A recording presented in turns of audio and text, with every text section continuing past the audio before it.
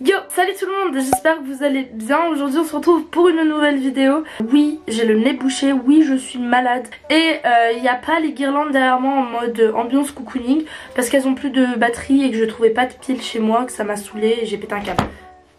Oups. Je vous ai demandé dans ma story Instagram si une vidéo pour vous donner de la motivation et des bonnes ondes vous intéresserait pour passer au mieux ce confinement. Et la réponse était de 99% oui, donc... let's do it, hein, écoutez. Je sais que pour beaucoup cette situation peut être anxiogène. J'ai donc essayé de mon côté de vous faire une grande liste de plein de choses que vous pouvez faire pour rester productif, motivé et positif pendant cette période. D'ailleurs, si vous ne me suivez pas sur Instagram, je vais faire des stories tous les jours pour vous donner des bonnes vibes et de la positivité.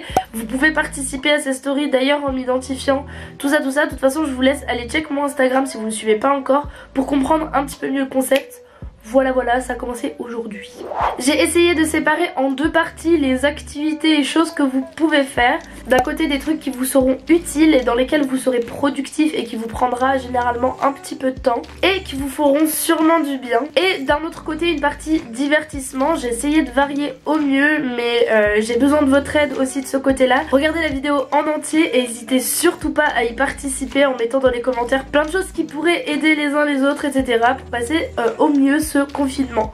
Je tiens à dire que ce confinement est vraiment très important. Franchement, faites pas les malins, faites pas n'importe quoi, restez chez vous. Le plus on restera chez nous et on respectera les règles de confinement, le plus vite on sera sorti de cette situation. Donc s'il vous plaît, respectez ce confinement. J'espère que cette vidéo vous aidera d'une manière ou d'une autre. Sachez que cette période peut être vraiment insoutenable pour ceux qui souffrent de dépression, d'anxiété ou autre maladie. Donc si vous avez des proches qui le sont et avec qui vous ne pouvez pas passer le confinement, s'il vous plaît, je vous demande de garder contact avec eux, demandez-leur régulièrement s'ils vont bien, ce qu'ils font de leur journée, etc. Essayez de les motiver comme vous pouvez et d'être un maximum là pour eux parce que ça va être extrêmement dur pour toutes ces personnes de rester enfermées aussi longtemps. Appelez-les, communiquez et surtout demandez-leur comment ils vont, c'est le plus important.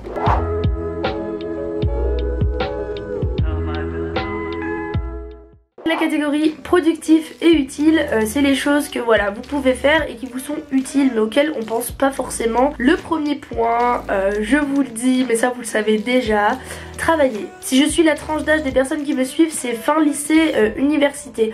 Donc généralement les personnes qui me suivent ont encore des études et du travail à faire.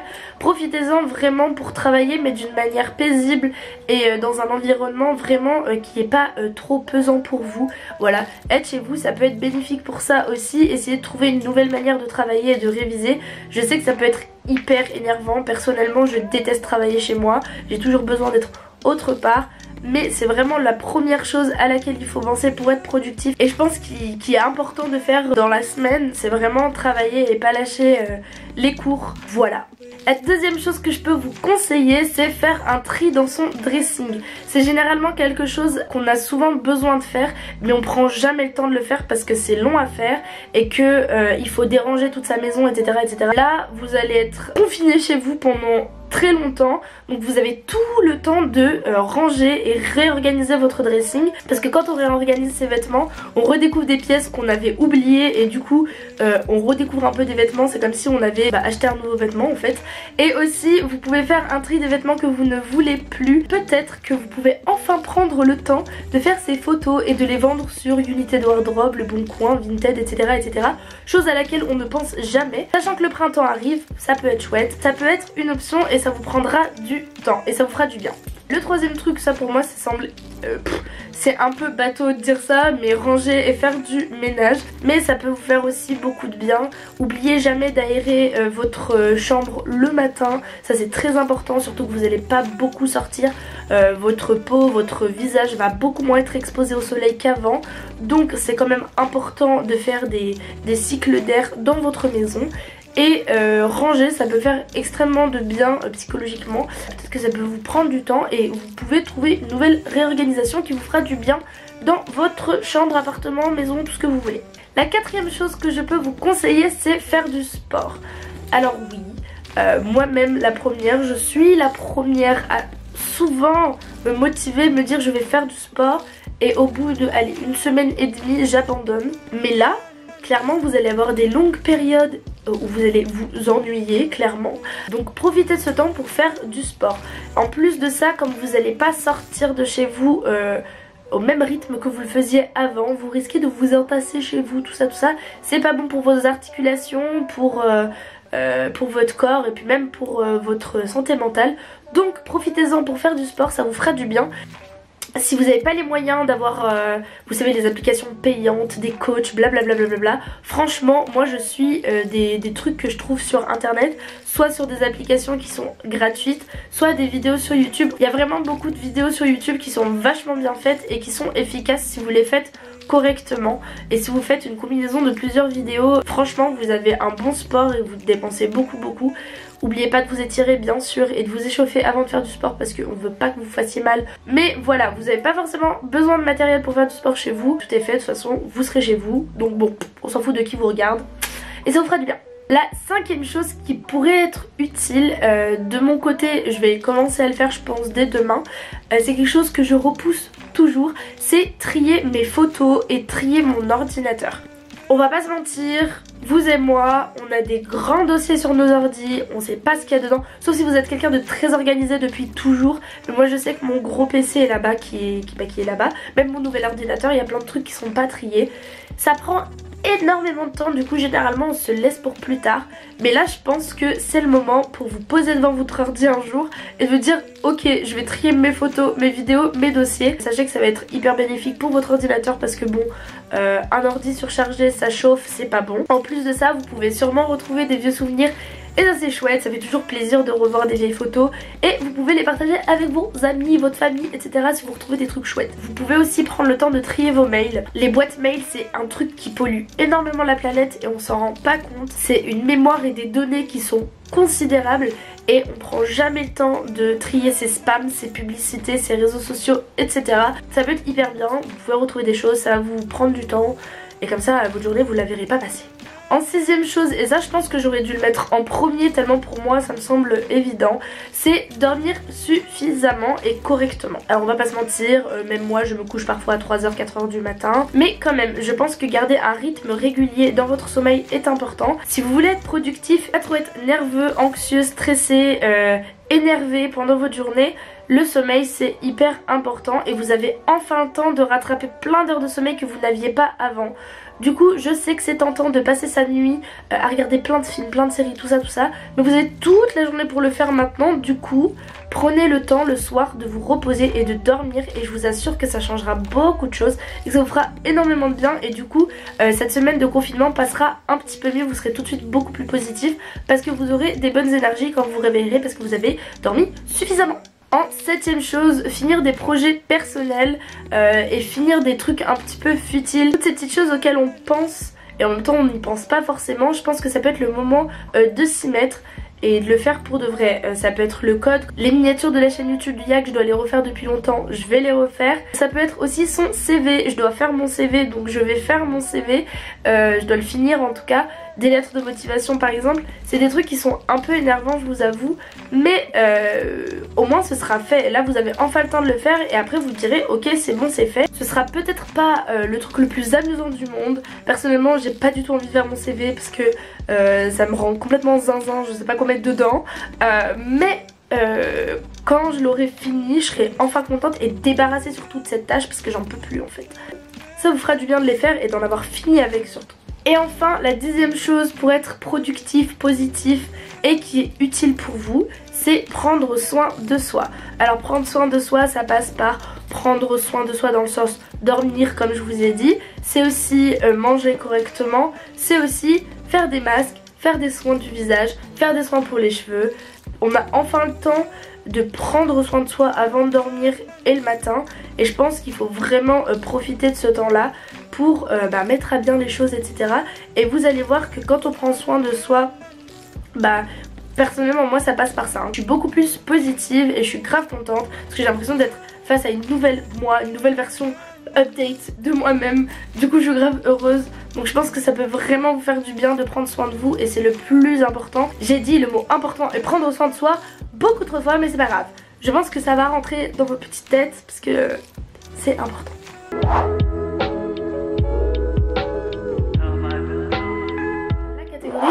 Divertissement, j'adore le divertissement. Ça peut être des choses qui vous apprennent plein de choses, des choses qui font fonctionner votre cerveau, blablabla. Et ça peut aussi être du divertissement pur et dur dans lequel vous réfléchissez pas, où vous avez juste envie de chill et de regarder un truc ou de faire quelque chose sans forcément réfléchir. Alors le premier point pour moi, c'est je crois le truc le plus important, c'est l'art. Quand on se retrouve tout seul pendant très longtemps, l'art ça peut tellement vous aider à aller mieux. Mettez votre créativité en avant pendant ces 2 semaines, ça vous fera vachement de bien de vraiment travailler votre créativité, parce que généralement quand on est au travail, quand on est à l'université, quand on est à l'école, etc., on nous demande une part de créativité, mais la plupart du temps on nous demande beaucoup de réflexion. Et là vous avez enfin un temps où vous pouvez laisser un peu la réflexion de côté et laisser d'abord votre part créative parler à votre place.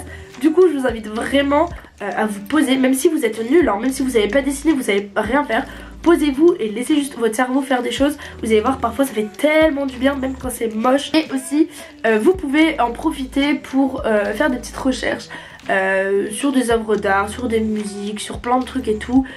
On n'est jamais à court de connaissances, et si vous êtes à l'université, au lycée ou au collège, avoir un bagage de références artistiques, que ce soit les arts appliqués, donc la sculpture, la peinture, etc., que ce soit les arts du spectacle, théâtre, danse, musique, cinéma, avoir un bagage culturel de ça, c'est vraiment hyper important. Donc ouvrez-vous à des arts que vous connaissez pas trop, les arts du monde entier, des arts d'autres époques, de notre époque. Bref, profitez-en pour chercher plein de trucs. On a internet, c'est super chouette internet. J'entends si c'est pas du tout votre tasse de thé, mais vous pouvez vous essayer. C'est aussi le moment d'essayer des trucs qu'on ne faisait pas avant. En deuxième chose, en divertissement, j'ai mis regarder des films. Alors ça a semblé évident pour plein de personnes que vous alliez tous passer votre confinement devant Netflix, etc. Mais quand je dis regarder des films, personnellement, bien sûr, regardez des films que vous avez envie de regarder, que vous aimez, que vous avez vu des milliards de fois. Clairement je vais le faire. Mais aussi intéressez-vous à des films du cinéma du monde entier. Je pense que ça peut être hyper intéressant, parce que je trouve qu'on n'est pas du tout exposé au cinéma dans le monde entier. Je vous mets une petite liste de films que j'adore, qui sont pas forcément connus. Il y en a certains qui sont vachement connus dans la liste. C'est des films que j'aime trop. Si vous voulez les regarder et après venir me donner un feedback dessus, ça me ferait trop plaisir. J'ai essayé aussi de faire un peu toutes les époques. Il y a des films en noir et blanc, il y a des films de maintenant, des films des années 80, des films des années 2000 et tout. J'ai essayé de faire un peu de tout, comme ça ça plaît à tout le monde. Je vous invite aussi à me donner des films du monde entier, pas trop connus, des films que vous aimez bien, dans les commentaires, parce que je suis en licence d'art du spectacle et 90% de mes cours sont du cinéma. Du coup, si je peux avoir des références en plus et regarder des films en plus, ce serait chouette, voilà. Mais je pense que regarder des films, c'est vraiment hyper intéressant. Surtout que le cinéma est vraiment très important dans notre société aujourd'hui, et il nous apprend plein de choses, même quand on s'en rend pas compte. Mais soyez pas passifs devant les films, hein. Réfléchissez un petit peu quand vous regardez un film, parce que il y a plein de trucs derrière les films, c'est trop chouette. Troisième chose que je peux vous conseiller, bien sûr, et je pense que ça va de pair avec les films, c'est les séries, les dramas, etc. à regarder. Après, mon avis sur les séries et les dramas est différent des films. Je trouve qu'on est beaucoup plus passif devant une série que devant un film. Un film, on est beaucoup plus amené à réfléchir que dans une série. Enfin, personnellement, c'est comme ça que je le vois, mais s'il y a des séries qui sont extrêmement bien faites et qui vous amènent à réfléchir beaucoup. Je pense que les séries vraiment incontournables à regarder quand on s'ennuie chez soi, pour moi c'est Malcolm, Ma famille d'abord, Friends, Glee, The Big Bang Theory. Pour moi c'est vraiment un combo de 5 séries qui marche extrêmement bien. Malcolm, Ma famille d'abord, Friends, tout ça c'est des séries que vous pouvez regarder un peu en famille, entre potes, etc. Donc bon, re-regarder ces séries à nouveau, ça fait de mal à personne. Après bien sûr il y a plein de séries qui existent. Maintenant il y a beaucoup de gens qui ont Netflix. Mais les gens qui n'ont pas Netflix, sachez que le replay existe sur ordinateur et sur la télé. Et parfois on regarde pas trop, mais sur le replay il y a beaucoup d'émissions, de séries, de documentaires qui sont vachement intéressants. Donc quand on n'a pas forcément Netflix, ça peut être une alternative. Il y a aussi beaucoup de sites. Si vous voulez regarder des dramas, vous pouvez aller sur Viki par exemple. Je vous mettrai des liens de sites, de machins que vous pouvez aller check gratuitement si vous n'avez pas Netflix. Et aussi YouTube a une grande section et sélection de séries qui sont repostées, certes pas de la meilleure des qualités, mais vous avez quelques séries. Vous avez des émissions aussi qui sont postées en entier sur YouTube. Si vous avez des bonnes séries, n'hésitez pas à m'en recommander, parce que je regarde pas énormément de séries, j'ai vraiment petites sélections de mes séries faves. En quatrième chose que je peux vous conseiller, ce sont les jeux. Vous pouvez ressortir vos vieilles consoles auxquelles vous n'avez pas touché depuis super longtemps. J'ai repensé à brancher peut-être ma Wii, essayer de la faire fonctionner. Mais la DS, les vieilles Game Boy, les vieilles consoles, tout ça, allez chercher dans vos maisons, allez chercher dans vos caves si vous pouvez y aller. Et vous allez voir que parfois ça fait trop du bien de se replonger en enfance et de jouer à des vieux jeux. Je sais que dès que je recommence à jouer à Professeur Layton sur ma DS, je suis trop heureuse. Bon là j'ai perdu ma DS, mais quand même ça peut faire trop plaisir. À partir du moment où vous êtes plusieurs, je pense que c'est le moment aussi de ressortir les jeux de société auxquels on joue beaucoup trop peu à mon goût. Les jeux de société c'est vraiment trop bien et vous pouvez vraiment passer des soirées de ouf avec vos amis et vos proches avec des jeux de société et vous n'êtes même pas obligé d'avoir des jeux de société chez vous. Par exemple le Time's Up, il y a quoi d'autre? Il y a plein de jeux que vous pouvez créer juste avec des bouts de papier et qui sont super drôles et ça vous occupe et ça vous met de la bonne humeur. Et on prend jamais le temps d'y jouer parce que généralement on est occupé toute la semaine, on rentre le soir on est fatigué, on n'a pas le temps de jouer à un jeu. Si vous êtes tout seul et que vous pouvez pas jouer à des jeux de société, sachez qu'il y a des applications qui sont trop chouettes. Vous pouvez télécharger Plateau avec vos potes et jouer à plein de jeux de société avec vos amis sur votre téléphone. Vous pouvez aussi faire des loups-garous par Skype. Vous pouvez faire des Time's Up en FaceTime, en Skype, tout ça. Ça peut être vachement marrant. Vous pouvez même le faire par message. Je sais que à une période je jouais au loup-garou par message avec des amis. Bref, il y a plein d'alternatives. Soyez juste créatifs et les jeux c'est vachement drôle. La cinquième chose que je peux vous conseiller, c'est d'écouter des albums. D'une manière différente, je pense que comme on les écoute actuellement, c'est pas forcément français ma phrase mais je vais venir au point, mais dans le sens que écouter l'album, ne rien faire d'autre. On prend de moins en moins le temps d'écouter un album et seulement écouter un album et parfois ça peut faire tellement du bien d'écouter un album de la première chanson jusqu'à la dernière chanson. Donc généralement à peu près 12-13 titres, donc allez, 1 heure juste écouter et pas forcément penser à autre chose ou pas faire quelque chose d'actif vraiment qui fait travailler votre cerveau et juste se concentrer sur la musique, ça peut faire tellement de bien. Moi je sais là que j'ai des albums que j'ai pas encore écoutés et que j'avais envie d'écouter sans rien faire et que je les ai gardés pour ces 2 semaines là, donc j'ai trop hâte. Encore une fois les commentaires, allez-y, lâchez-vous, lâchez vos artistes pas très connus. Je pense que je vous mettrai peut-être des trucs dans la barre d'infos encore une fois parce que je suis trop gentille. Je vous mettrai plein de trucs, regardez la barre d'infos. Pour cette fois je vous ferai une vraie barre d'infos correcte, bien avec plein de choses dedans. Pour une fois que je la fais, regardez-la. Bon, en 6ème chose, ça me paraît évident, mais lire des livres, moi personnellement il y a un livre qui m'attend depuis super longtemps, c'est ça, je le porte à l'envers. C'est La recherche du temps perdu de Proust, parce que j'adore Proust et j'ai reçu la recherche en entier à Noël. Après personnellement c'est un choix complètement personnel, mais vous pouvez lire des mangas, des BD, lire des scans, lire des fanfictions, lire des chroniques, lire ce que vous voulez, mais lire c'est vachement chouette et ça prend du temps quand on s'y met réellement. Je sais que là récemment j'ai lu pas mal de choses parce que j'avais plus de téléphone, donc je lisais beaucoup, mais j'ai lu plusieurs livres et en fait ça prend vachement de temps de lire correctement un livre, donc ça peut être vachement chouette et vous pouvez redécouvrir des choses dans votre bibliothèque. Et pareil, encore une fois, n'hésitez pas à demander à des potes, à des proches, tout ça. Et si vous n'avez pas beaucoup de livres chez vous, les PDF existent, il y a beaucoup de livres qui sont libres de droit parce que très vieux. Je pense notamment aux classiques, mais si vous n'avez pas envie de vous embêter avec ça, allez lire des trucs qui sont marrants. Les fanfictions parfois ça peut être très drôle à lire, et puis il y en a certaines qui sont vachement bien écrites, hein, donc voilà. En 7ème chose que je vous conseille, et ça c'est vraiment un truc auquel on pense parfois mais on prend jamais le temps de le faire, après avoir fait votre tri dans vos vêtements, pour vous divertir avec vos vêtements que vous n'avez pas encore, si vous les gardez ou pas, vous pouvez les customiser. Et généralement customiser un vêtement ça prend pas mal de temps, donc parfois on se dit je le fais pas. Mais customiser des vêtements ça peut être chouette, vous pouvez le faire un petit peu avec tout ce qui traîne, soyez juste créatif, il y a plein de tutos sur internet qui existent de toute façon.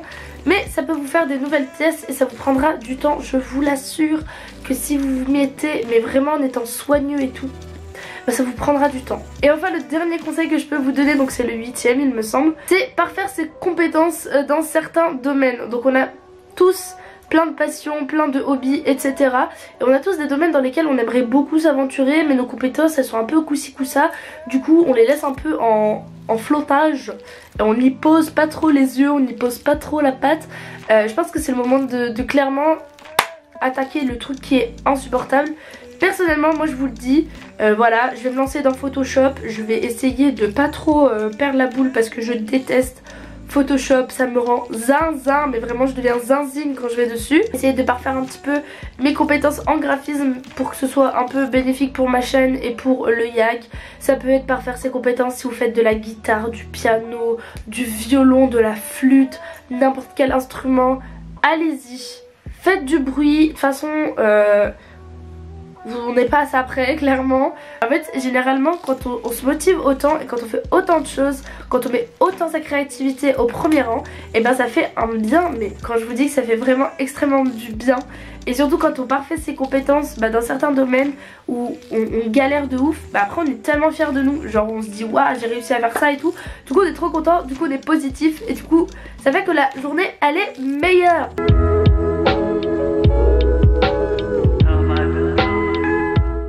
Je vais finir ma vidéo sur des conseils que je peux vous donner pour pas trop stresser, pour bien vous organiser et pour pas que tout ça déborde. Parce que c'est vrai qu'en vrai, quand on se retrouve dans sa maison, on se dit chouette, j'ai plein de choses à faire. Mais par où commencer, comment, etc. ça peut très vite noyer toutes nos pensées et tout. Et on peut clairement être totalement dépassé par les événements et se sentir super mal. Comme je vous l'ai dit, les personnes qui souffrent de maladies mentales, ça va être extrêmement dur pour eux. Du coup je vais essayer de mon possible de vous donner des conseils qui peut-être vous aideront pour mieux réorganiser vos journées, etc. Bien sûr je vous invite à le faire aussi dans les commentaires si vous avez des choses à rajouter.